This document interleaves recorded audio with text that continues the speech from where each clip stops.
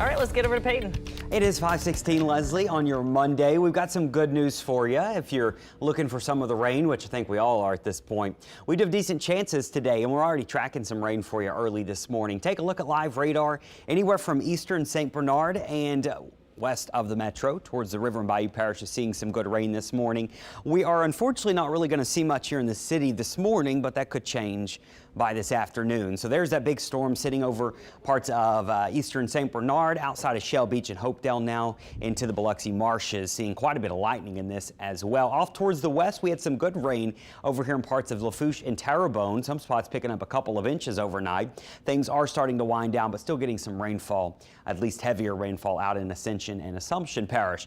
Now, if you're not getting rain this morning, you probably will at least have a chance later today. I have a 60 to 70% chance of storms popping up this afternoon. So notice not much happening through the late morning and early afternoon, but once we get towards maybe 2 or 3 o'clock, we start to see storms pop up, and then we'll have scattered storms across the area as we go through the afternoon. This will also hold your temperatures from getting up to 100, but it's still hot and steamy when it's not raining. It'll be in the mid 90s. Tomorrow, still some storms, not as hot. We'll be in the low 90s on Tuesday and then mid 90s on Wednesday with a little bit drier air mass moving in, so it won't be as muggy as we head into Wednesday. So some nicer feeling air on the way. Now, the tropics are active. We are not expecting any threats here locally in the New Orleans area or South Mississippi, but Florida is going to be watching Idalia pretty closely. This is going to be a major hurricane heading their direction in the next couple of days. Franklin is already up to 115 miles an hour, so it is a major hurricane. It's going to be near Bermuda in the next couple of days, but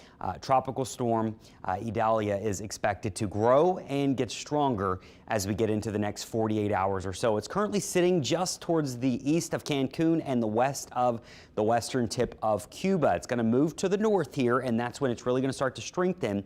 And then as we get into tomorrow and into early Wednesday morning, could be a major hurricane moving inland in Florida, anywhere along the Gulf Coast here from Tallahassee, maybe as far south as Tampa, but even Fort Myers, these areas all up and down the west coast of Florida, going to be keeping a very close eye on this storm because it could definitely be a strong one moving inland, probably around sunrise on Wednesday. And then even Savannah, Charleston could have impacts from this storm as we get into late Wednesday into early Thursday as it hugs the east coast here. It won't be as strong, but it'll still be a tropical, maybe even a tropical storm or a weak hurricane. Going to be riding over very warm Gulf waters. Those record temperatures are going to play a role in this. Wind shear is moderate at best, so that's why we expect this to really blow up. I'll show you precision cast here and what we're going to be watching here. You can see the circulation is going to be passing near the tip of Cuba as we go through the next probably 8 hours or so. You can see through this afternoon, there it is, strengthening to a hurricane. It'll be near the western tip of Cuba by this afternoon, and then into tonight and tomorrow,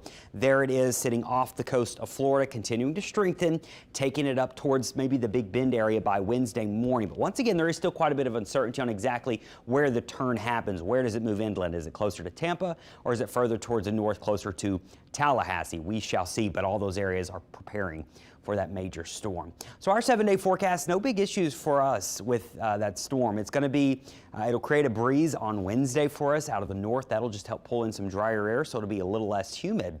Wednesday and Thursday, it'll still be hot in the mid 90s, but it's a lot better than the low 100s. And then as we get back into this upcoming weekend, our rain chances start to go back up Saturday and Sunday. Your marine forecast, watching for storms today and tomorrow. On Wednesday, we'll have to watch for those breezier winds in the Gulf of Mexico thanks to the storm. Could have a chop of 4 to 6 feet out in the open waters.